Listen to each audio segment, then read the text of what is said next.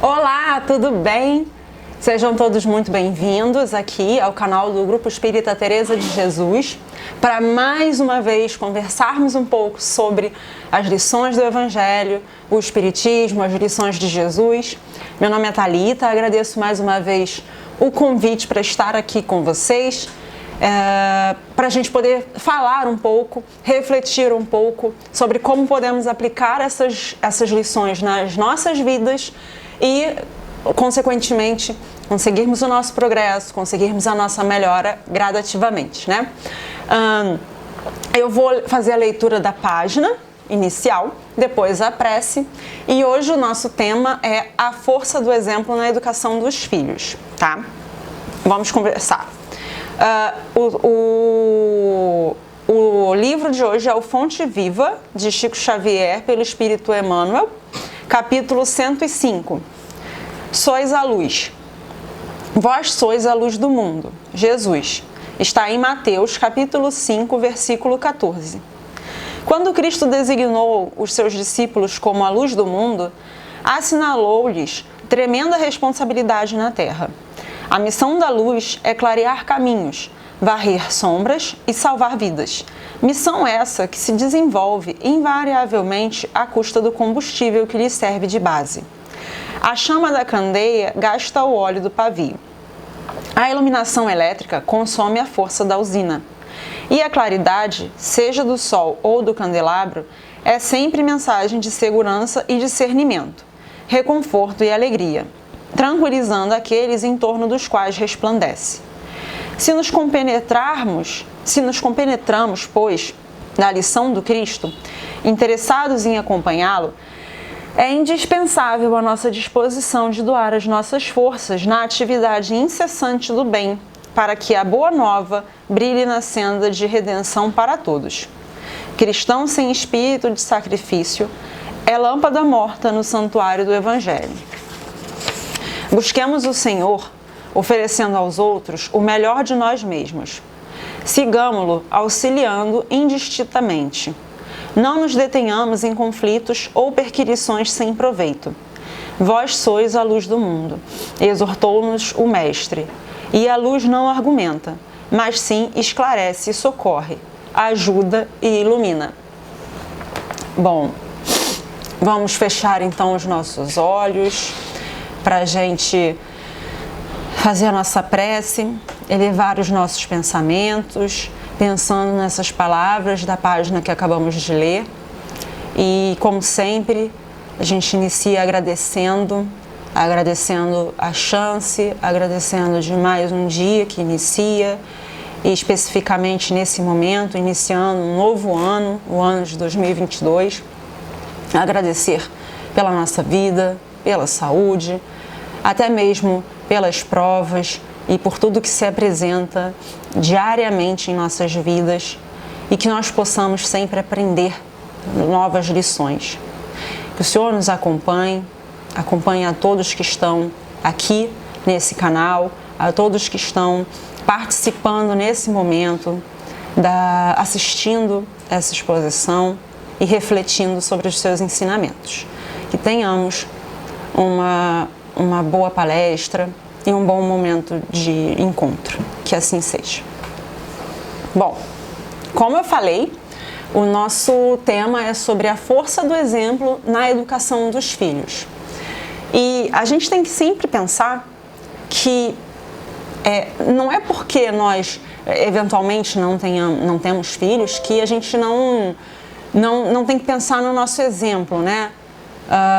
Nós podemos às vezes não ser pais, mas nós tivemos pais que nos passaram os exemplos da vida deles para a gente, os ensinamentos, e muitas vezes não só falando, mas mostrando para a gente como devemos agir em cada situação. Então, mesmo que você esteja assistindo e não seja pai nem mãe, que você consiga pensar, consiga entender que você teve pais, teve quem te mostrasse, fizesse esses exemplos para você. E que você também é exemplo não só para os filhos, mas você é exemplo também para toda a coletividade.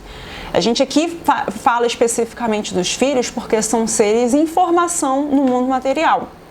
Embora sejam espíritos antigos, mas aqui no mundo material são seres ainda em formação, ainda estão aprendendo, e a gente sabe que o exemplo é muito forte para esses seres, para esses espíritos. Mas temos tantas outras pessoas na coletividade que se influenciam e que se espelham muito no que nós fazemos. Muitas vezes a gente acha que não está sendo observado, mas está. E tem pessoas que estão vendo os nossos atos, vendo aquilo que nós falamos e aquilo que nós fazemos. Algumas pessoas podem olhar e falar, nossa, que legal, dependendo dos nossos atos, né? Que legal, ela fala e ela faz aquilo que ela fala. Ou elas podem olhar e falar, nossa, ela fala isso, mas na prática a conduta dela é outra. Então, que nós possamos enxergar um pouco as nossas condutas no cotidiano para a gente entender sempre se a gente está seguindo no bem ou não, se os nossos exemplos, seja para os filhos, seja para outros familiares ou até desconhecidos na rua, são bons exemplos, né? A nossa missão, né, aqui, muitas vezes é educar a todos, não só as crianças. E essa educação à luz do Evangelho, como uma forma de levar os ensinamentos de Jesus e possibilitar que essas pessoas tenham contato com as lições. Às vezes, as pessoas elas não querem seguir uma religião, elas não querem se comprometer numa determinada denominação religiosa, e tudo bem, é uma opção, né, o livre-arbítrio dela. Mas nós podemos levar essas lições sem falar sobre religião para essas pessoas com os nossos atos, com os nossos exemplos, com a forma como nós agimos diante de tantas situações, de tantas provas que passamos nas nossas vidas. Então, a gente pode mudar, sim, outras pessoas, tanta gente só com os nossos atos. E as pessoas pararem e observarem, nossa, poxa, eu não faria dessa forma, mas eu acho que dessa forma é muito melhor para mim e para o próximo. Então a gente tem essa missão, né, de educação de todos, né? Ainda que não sejam nossos filhos. E quando a gente faz isso, a gente auxilia no progresso dessas pessoas. A gente auxilia no progresso desses espíritos. Essa missão de educar, ela é contínua e ela não se resume à infância. Embora aqui o tema seja específico sobre a força do exemplo na educação dos filhos, ela não se resume à infância. Estamos todos os dias aprendendo. Eu aprendo todo dia, você aprende todo dia. Estou aqui falando com vocês hoje e dizendo que eu estou aprendendo, eu continuo aprendendo. E embora eu esteja numa posição de falar para vocês hoje, não é uma posição que, olha só, ela é melhor. Não, porque eu estou em progresso também. E eu aprendo com o exemplo diário de outras pessoas. Outras pessoas que fazem o bem, que mostram para mim como eu devo seguir, são lições para mim, que muitas vezes a pessoa nem sabe que me mostrou uma lição, a pessoa nem imagina, porque às vezes ela nem me conhece. Mas só por ela ter feito um exemplo de uma coisa boa para alguém, aquilo já bate em mim e eu falo, legal, eu acho que isso é o que eu tenho que seguir, porque essa pessoa com certeza é uma pessoa boa. Por exemplo, você pensar que você está na rua e você encontra uma pessoa cega que está querendo atravessar a rua. E a gente sabe que nesse mundo que a gente vive, né, no mundo material que nós vivemos, muitas pessoas não respeitam regras, não respeitam sinal, não respeitam faixa, enfim, não respeitam nada. E por muitas vezes as pessoas que têm algum tipo de deficiência têm dificuldade para conviver no mundo, né? E aí uma outra pessoa vem de repente para e auxilia aquela pessoa a atravessar a rua. Consegue fazer os carros pararem para ela atravessar a rua. Porque os carros não estão respeitando, e aí essa pessoa consegue fazer os carros pararem, né? Vai lá, sinaliza e permite que uma pessoa atravesse a rua. Uma pessoa cega, uma senhora, né? Uma pessoa de idade com dificuldade motora. Isso ela não sabe, mas se eu estiver ali, eu nunca vi, eu não sei quem é, mas ela vai ser um exemplo para mim. Então, o processo de educação, ele é contínuo. Mas na fase da infância, é quando nós estamos moldando, é quando nós estamos aprendendo e temos mais facilidade para aprender. É quando a gente pega aquele espírito, né, tá num corpinho de criança, embora ele seja já um espírito antigo, mas ele tá ali, ele tá mais suscetível ao aprendizado, além dele ser até mais dependente de nós. Então fica mais fácil você passar isso. Mas lembre-se, diariamente nós somos educados e também educamos, independente de quem nós educamos e de como e quem nos educa, né? Mas diariamente nós recebemos essas lições, né? Nós nos deparamos com situações que podem gerar boas lições para a gente. Mas focando na infância, eu trouxe aqui uma passagem do livro Pensamento e Vida, onde Emmanuel fala: toda criança entregue à nossa guarda é um vaso vivo a arrecadar-nos as imagens da experiência diária, competindo-nos, pois, o dever de traçar-lhe noções de justiça e trabalho, fraternidade e ordem, habituando-a desde cedo à disciplina e ao exercício do bem, com a força de nossas demonstrações, sem, contudo, furtar-lhe o clima de otimismo e esperança. Eu separei duas partes dessa definição aqui, porque ele fala que é um vaso vivo a arrecadar-nos as imagens da experiência diária. Por que é um vaso vivo? Porque está sempre se modificando, não é imutável. Não está ali, bom, não é Gabriela, eu nasci assim, cresci assim, serei sempre assim. Tem modificações, né? Por isso que é um vaso vivo. Arrecadar-nos as imagens da experiência diária. Por quê? No cotidiano, no dia a dia, é possível que você crie novas experiências, novas lições, novos aprendizados. E toda criança, ela é maleável como esse vaso vivo que ela consegue arrecadar essa experiência diária. Todos os dias você tem que falar para a criança, você tem que ensinar para a criança alguma coisa. E ela está mais suscetível a aprender. É só você parar para pensar, muitas vezes, você já quando adulto, ou quando você fala com algum adulto, você tem dificuldade de fazer aquela pessoa compreender alguma coisa. Porque ela não quer, que ela já tem aquele pensamento dela lá de trás. Então ela veio construindo aquilo ao longo de uma vida. E aí hoje ela não quer mudar aquele pensamento. Lógico, não são todas, muita gente muda. Mas às vezes a pessoa não quer. E a criança, ela está aprendendo. Ela está dia a dia aprendendo. Ela nasce, ela aprende a sobreviver fora da barriga. Ela aprende a pedir por comida mesmo sem saber se expressar. Ela aprende a demonstrar que está com dor.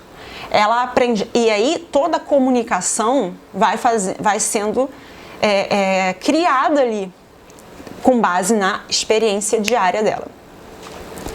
E ele continua falando aqui que a gente que compete a nós, né, esse dever de passar as noções de justiça e trabalho, fraternidade e ordem, habituar com a disciplina e o exercício do bem com a força de nossas demonstrações. Por quê? Foi como eu falei antes. É muito mais fácil você ensinar alguma coisa a alguém quando você demonstra, quando você pratica aquilo. Quando você não pratica, você cai em descrédito. Se eu, por exemplo, estou aqui, falo nesse momento um monte de lições, mas na minha vida, quando eu desligo a câmera, eu não faço, eu não cumpro aquilo que eu estou falando, se alguém que está me assistindo me encontrar na rua, vai me dar total descrédito.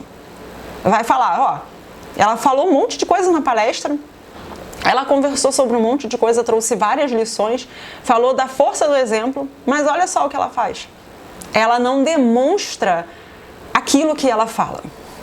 E é assim que a gente age na nossa vida e a gente tem que agir com as crianças, demonstrando os nossos exemplos, mostrando para eles e aproveitando essa fase deles de ser moldado, né, de crescer, de ainda poder você mudar a ideia, porque afinal de contas ele ainda não tem uma ideia 100% da vida, né? Então a gente acaba demonstrando para eles e fazendo com que eles reflitam. É muito mais fácil você fazer isso com uma criança. E é nosso dever, como adultos, fazer isso. E no caso aqui, quando fala em educação dos filhos, é um dever muito maior dos pais, né? Porque quem convive com aquela criança 24 horas por dia, ou quase 24 horas por dia, são os pais, né? São as pessoas que criam aquela criança. Então, são essas pessoas que têm a responsabilidade bem maior, o dever de mostrar e de mostrar através dos seus exemplos como deve atuar, como deve ser a vida, seguir através do Evangelho, né? Essas crianças, elas nos são entregues no plano material para aprender essas louváveis lições. As lições de Jesus, as lições do Evangelho. Lógico, não somos os únicos, né? Os familiares em geral também ajudam. A escola, é óbvio que a escola ajuda, mas em primeiro lugar são aqueles que criam aquelas crianças, né? São as pessoas responsáveis por apresentar a força do exemplo, né? De exemplificar. E aí, dessa forma, com essas lições, com essa demonstração, ela zelar pelo crescimento espiritual das crianças, né? Como falei, é um processo contínuo, não vai acabar. Ele fez 18 anos, então agora a vida é dele e ele vai fazer tudo sozinho. Não. Lógico que até os 18 anos, né, você tem muito mais contato, até pela questão material, de dependência, seja financeira, seja legalmente falando, né, ainda é bem dependente, então você ainda tem uma responsabilidade maior. Mas não completou 18 anos, toma que a vida é sua, segue do jeito que você quiser. Não. Você continua tendo muita força, você continua tendo muita importância na vida desse filho, neto, sobrinho, primo, aquela pessoa próxima que você tem, né? E aí a gente para lembrar o seguinte: a família, ela é um grande laboratório da nossa convivência social, né? Nós temos aqui uma micro-sociedade, que é a família, né, onde nós vivemos os pais, avós, filhos, netos, né, aquela micro-sociedade, aquela sociedade pequenininha que já tem muitos problemas, né, de convivência, e dali a gente aprende as lições para a gente conseguir viver na sociedade grande, com terceiros, com outras pessoas participando no mundo do trabalho, que não é fácil. Às vezes a gente fala, nossa, se essa pessoa é assim em casa, imagina no mundo do trabalho, como que ela vai ser? Não vai ser fácil para ela, porque se ela é do tipo de pessoa que bate pezinho, que quer do jeito que seja do jeito que ela quer, quando chegar no mundo do trabalho, o chefe vai falar, olha, adeus, porque aqui não é assim, aqui sou eu que mando. Então, na micro-sociedade família, a gente começa a entender como é esse convívio social para a gente levar para a grande sociedade. E é essencial, né, para a gente viver nessa micro-sociedade, porque é nessa micro-sociedade que a gente conhece as alegrias, as tristezas, as decepções. Dentro da família a gente pode ter tudo isso. A gente pode ter momentos muito bons, momentos ruins, momentos de tristeza, momentos de decepção, dificuldades, e cada momento, sejam eles bons ou ruins, são momentos que nós vamos aprender com cada um.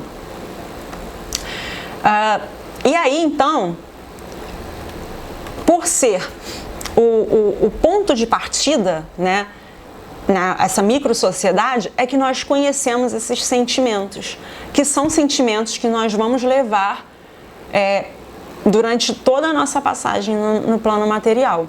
Durante toda a nossa vida material, nós vamos levar esses sentimentos.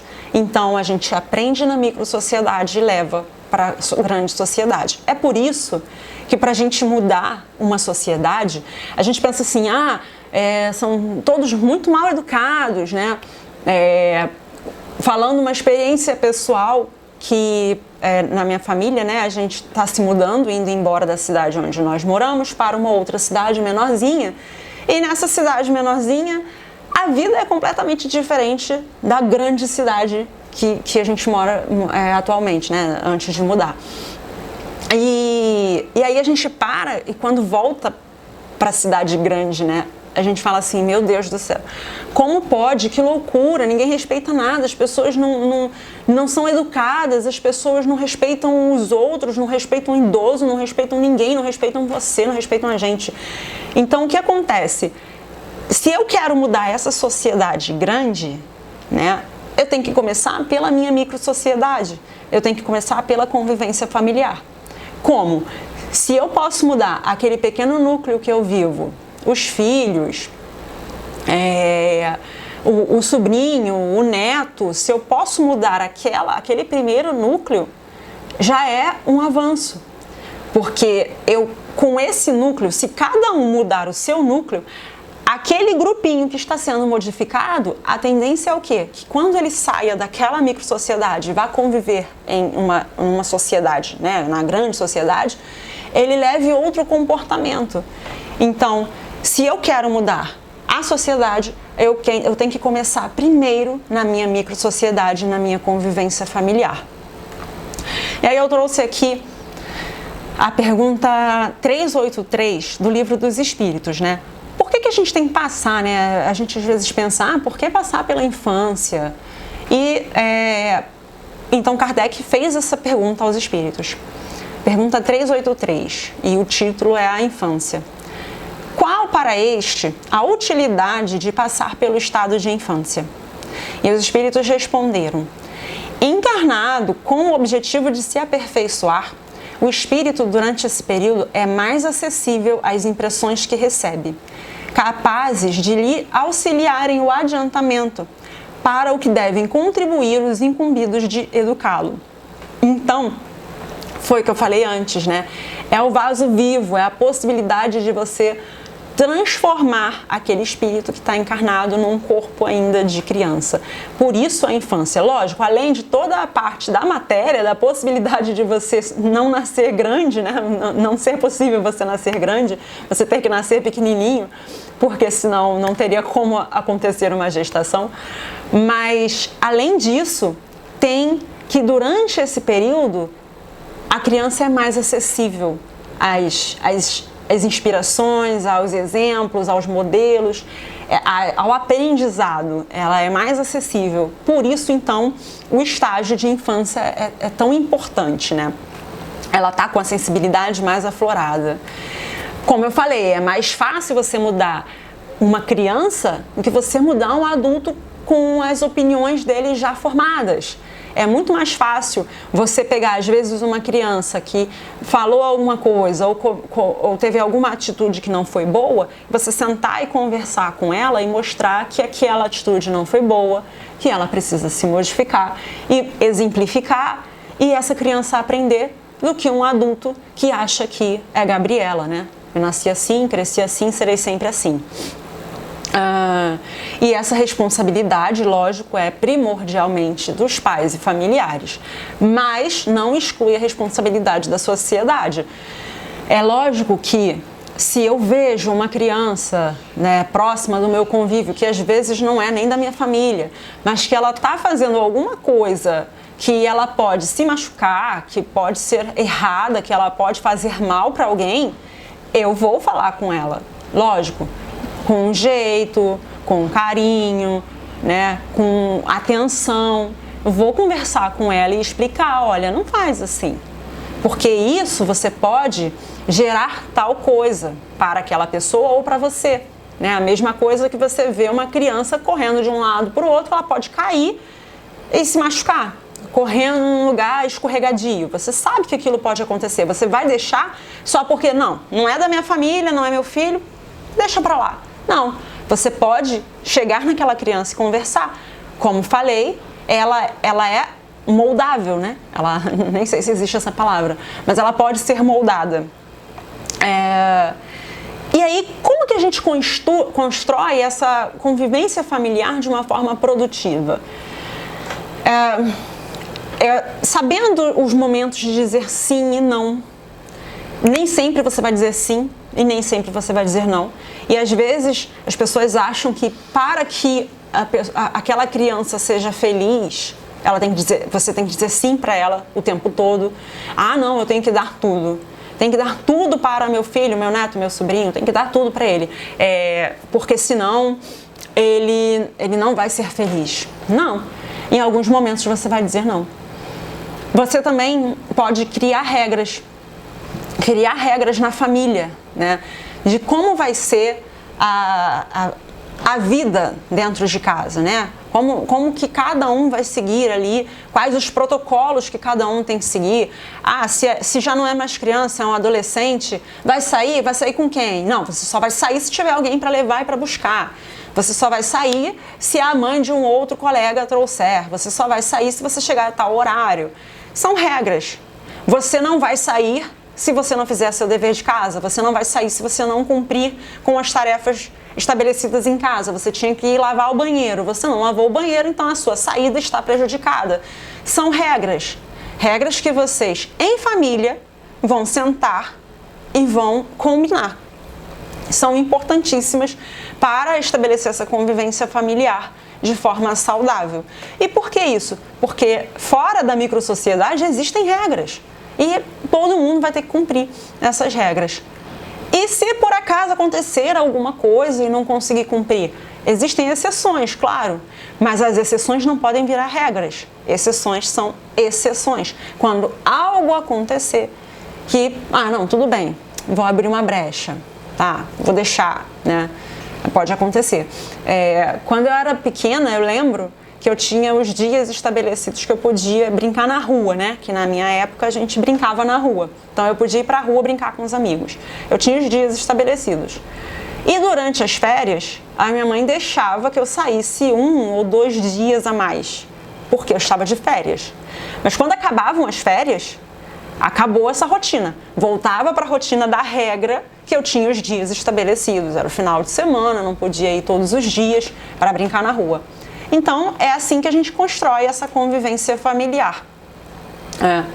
A presença, né? Você ter presença na família, não só fisicamente, mas você acompanhar nas atividades, você sentar, você estar perto, você estar junto, você mostrar os perigos a que eles estão expostos.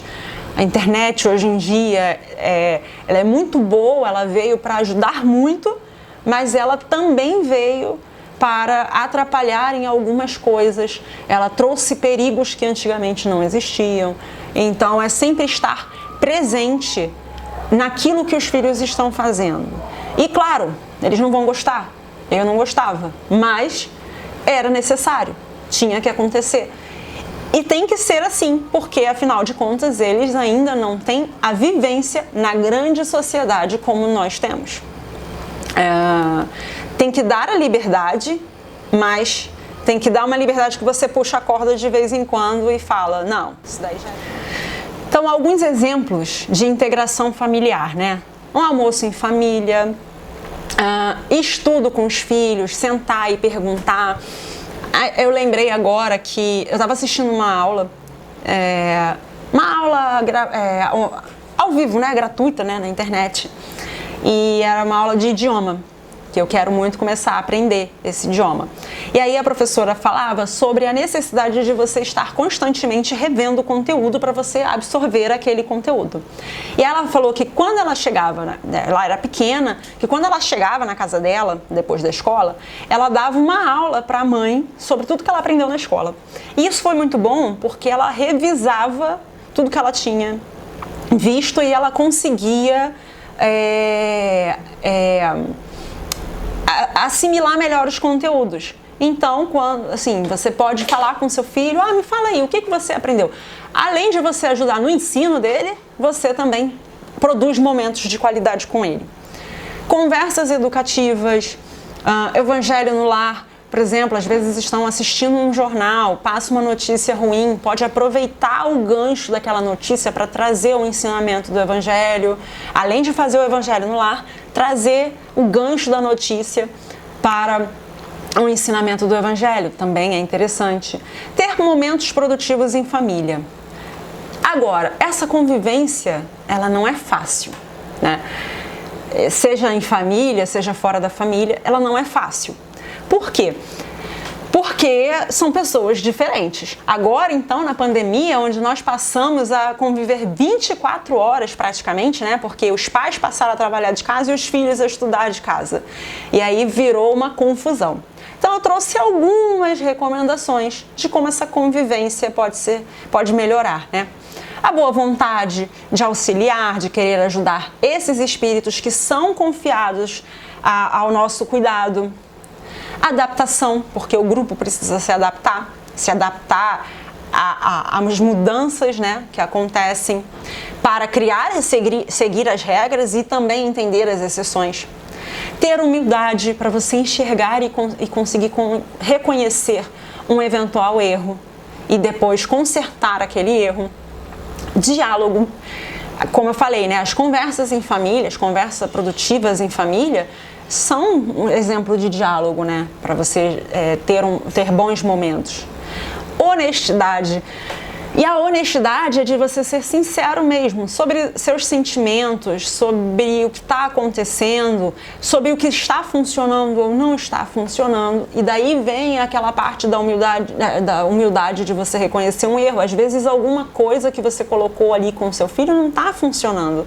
Então você reconhece o erro. Realmente eu errei, não funcionou. Vamos modificar, né?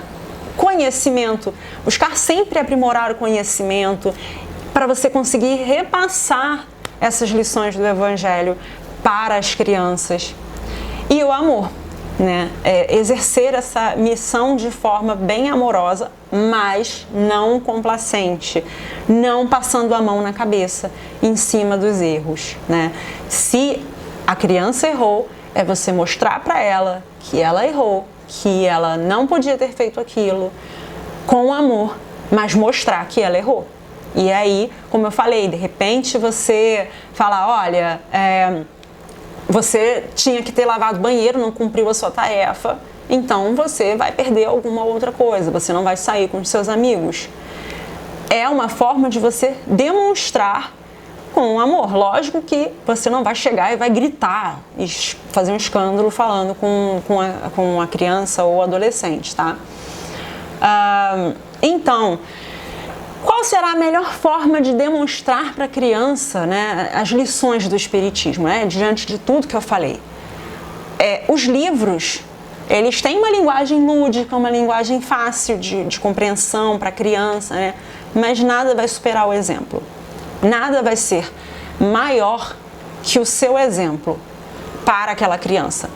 Quem nunca se deparou com situações, por exemplo, de uma criança tendo um comportamento ruim, falando um palavrão. A criança, às vezes, ela tá na brincadeira, tá brincando com as coisinhas, ela vai lá e solta os palavrões. Aí você fala, como assim? Por que essa criança tá falando palavrão? Aí quando você vai parar para analisar a sua conduta, você fala isso corriqueiramente. A criança vê, é o exemplo que ela tem. Se esse é o exemplo que ela tem, dentro da convivência familiar, é o exemplo que ela vai seguir. É o que ela vai fazer. Porque é assim que ela vê acontecendo. Então ela acha que está certo. Aí eu te pergunto, o que é mais importante? falar que é feio ou mostrar como não se deve agir, né? Eu falo, eu brigo, não pode, não sei o quê, ou eu demonstro. Porque quando eu demonstro, eu estou falando que eu faço daquela forma. Então, se eu demonstro para ela que ali não pode agir daquela forma, eu estou ensinando de uma forma muito mais eficiente do que simplesmente falando, né? E assim, o que é o exemplo? O exemplo é tudo aquilo que você pode imitar. Então, muitas vezes a gente vê a criança fazendo alguma coisa, às vezes a gente acha até engraçadinho. Ah, que engraçadinho, ela tá fazendo uma coisa que não é legal.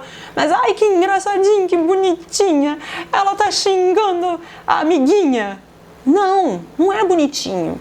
E por que ela fez isso? Porque ela viu alguém fazer. Se ela viu alguém fazer, ela vai fazer. É o exemplo. Para finalizar, eu trouxe aqui um exemplo, né? Já que é para a gente ensinar com exemplos, eu trouxe aqui um exemplo. Vamos dizer que você, pai ou mãe, decida levar seu filho ao cinema. E aí chega lá, né, no cinema e fale assim: olha, você tem gratuidade, né, é suposição, gratuidade para crianças até 5 anos. Seu filho tem 6 anos. E aí o bilheteiro não sabe dizer qual é a idade do seu filho. Ele pergunta para você. Aí você tem 2 formas. Você pode chegar e falar: tem 5 anos sim, para você não pagar. Mas aquela criança que está com você, o seu filho, está vendo que você está mentindo, porque ele tem 6. Ou você pode virar e falar: não, tem 6 anos, vou pagar a meia entrada dele. O bilheteiro pode virar e falar: olha, eu nunca ia imaginar, mas o senhor falou que tem, então tudo bem. Aí, essa é a lição que você vai mostrar para aquela criança, para aquele seu filho. Porque o bilheteiro nunca vai saber, mas você e aquela criança saberão. E essa atitude de falar a verdade e de falar: não, eu poderia ter a gratuidade, mas eu não vou ter porque ele não tem 5 anos, vale muito mais do que qualquer palavra para aquela criança. Ele vai olhar para você e vai ter orgulho de saber que meu pai, minha mãe, meu avô, meu primo, qualquer pessoa é uma pessoa sincera, é uma pessoa confiável, né? Então a gente sempre tem que pensar nisso. As nossas atitudes valem muito, muito mais do que simplesmente as palavras. Quando nós demonstramos o comportamento, quando nós demonstramos como deve ser feito, isso fica na cabeça da criança, seja bom ou ruim. Então a gente tem sempre que pensar em que exemplo estamos dando para essas crianças, tá bom? Eu espero que possamos sair daqui pensando mais nas nossas atitudes, independente na frente de filho, na frente de um adulto, pensando mais nas nossas atitudes daqui para frente. E agradeço a você que ficou aqui até agora e desejo tudo de melhor nesse ano que inicia, de 2022.